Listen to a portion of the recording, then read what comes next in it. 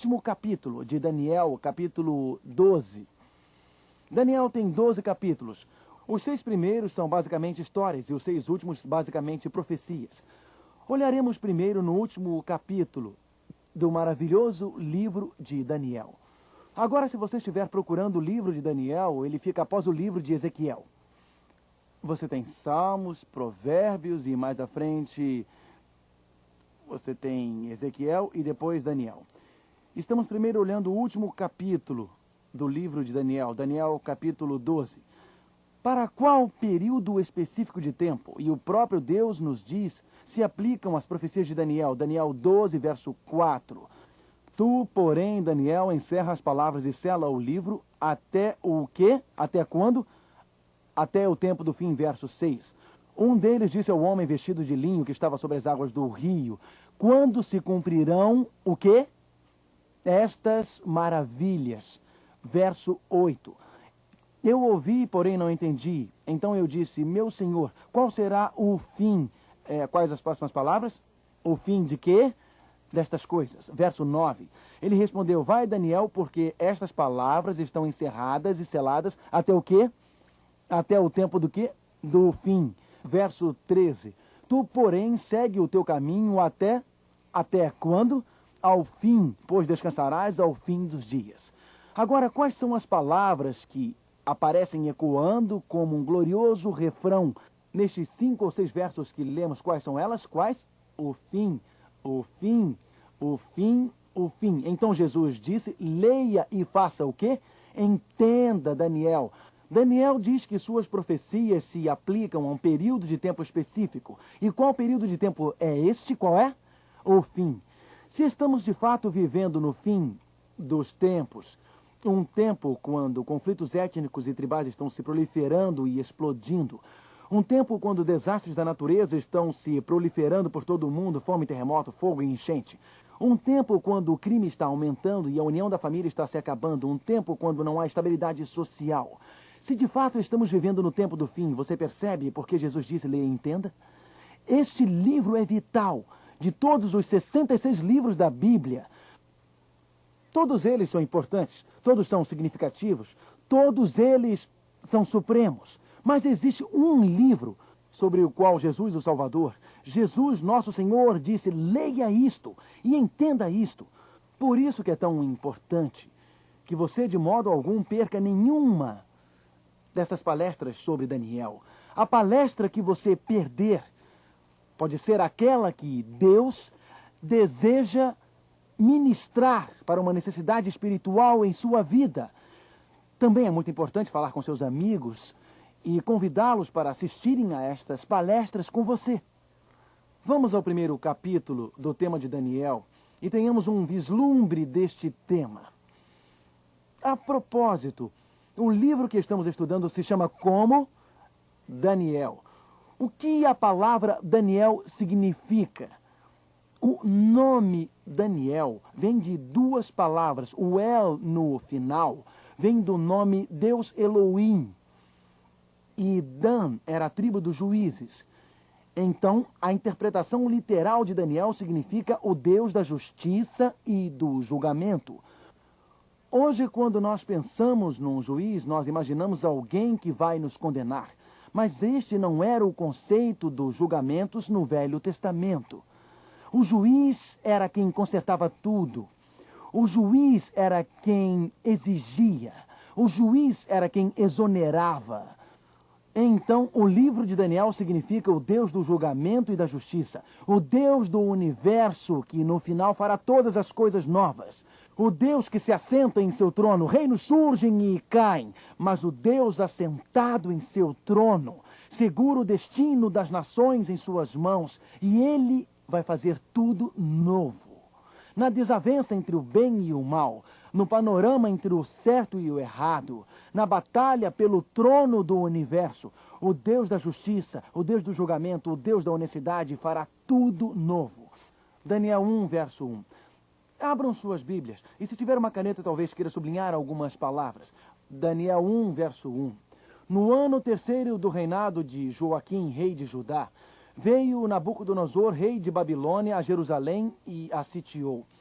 duas cidades, Babilônia e Jerusalém. Dois reis, Joaquim e Nabucodonosor. Babilônia, o centro da rebelião contra Deus, o centro de toda a confusão, o centro do erro, o centro da apostasia. Babilônia, a cidade poderosa, ataca Jerusalém, a cidade de Deus, a cidade da verdade, a cidade da obediência. Nabucodonosor, rei da Babilônia, ataca Jerusalém. O errado ataca o certo e Jerusalém cai. Por acaso será que alguém já lhe disse: se Deus é tão bom, por que o errado parece triunfar sempre sobre o certo? Se Deus é tão bom, por que será que a sua mãe está com câncer? Por que será que esta sua bonita família passou pelo divórcio? Por que será que seu filho de 17 anos foi atingido numa batida por um motorista bêbado? E o carro capotou 3 vezes, o motorista saiu ileso, cambaleando, bêbado, e seu filho de 17 anos bateu com a cabeça no para-brisas do carro e ficou paraplégico. Se Deus é assim tão bom, por que o errado parece estar no trono? Há um poema de Jan Hasalow que diz: a verdade sempre no cadafalso, o errado sempre no trono. Mesmo que o cadafalso ameace o futuro, mesmo no meio da incerteza e do desconhecido, existe um Deus que cuida dos seus filhos. O primeiro capítulo de Daniel termina com uma grande derrota sofrida pelo Deus verdadeiro. A cidade de Deus, Jerusalém, está em ruínas. O povo de Deus está em cativeiro e escravidão. E Daniel 1, em verso 1, introduz este tema muito polêmico. O conflito entre Cristo e Satanás. O conflito entre o bem e o mal, entre o certo e o errado. E este conflito se apresenta por todo o primeiro capítulo. O rei Nabucodonosor olha para aqueles jovens notáveis e então escolhe alguns deles que vieram como escravos da Babilônia, a fim de serem influenciados e educados na Universidade da Babilônia, para então depois voltarem como os novos governantes. Algumas nações ainda fazem isto hoje. Quando os russos invadiram o Afeganistão, aquele império do Afeganistão, jovens afegãos foram levados e colocados em escolas de ensino especial na Rússia, onde eles aprenderam a filosofia do marxismo e do comunismo. Depois eles foram enviados pelo próprio Kremlin como os novos governantes do Afeganistão. Hitler fez isto muitas vezes com as nações que ele invadiu durante a Segunda Grande Guerra Mundial. O que ele fazia era trazer aqueles jovens daquelas nações para a Alemanha, para colocá-los na filosofia do hitlerismo e na filosofia da Alemanha nazista, para então voltarem como governantes do seu povo, difundindo esta filosofia entre as massas. O rei Nabucodonosor fez a mesma coisa. Jerusalém fora destruída. Nabucodonosor trouxe todos os jovens. Daniel, capítulo 1, nos fala dos jovens que Nabucodonosor escolheu. Daniel 1, verso 4. Jovens. Agora aqui a palavra jovens quer dizer realmente adolescente. Jovens adultos. É uma palavra hebraica muito especial que comunica que eles eram bem jovens, provavelmente adolescentes. Acredita-se que eles tinham entre 17 e 18 anos quando foram levados cativos, e esta é a explicação da palavra. Jovens sem nenhum defeito, logo eles eram bonitos, eram musculosos, jovens sem nenhum defeito, de boa aparência, personalidade agradável. Instruídos em toda a sabedoria, sábios em ciências, eram inteligentes, eram bonitos. E eram versados no conhecimento. Os jovens mais brilhantes de toda a Jerusalém. E que fossem competentes para assistirem no palácio do rei. E ensinaram a eles a cultura e a língua dos caldeus. O rei determinou-lhes a ração diária das finas iguarias da mesa real e do vinho que ele bebia. E que assim eles fossem mantidos por 3 anos, ao fim dos quais assistiriam diante do rei.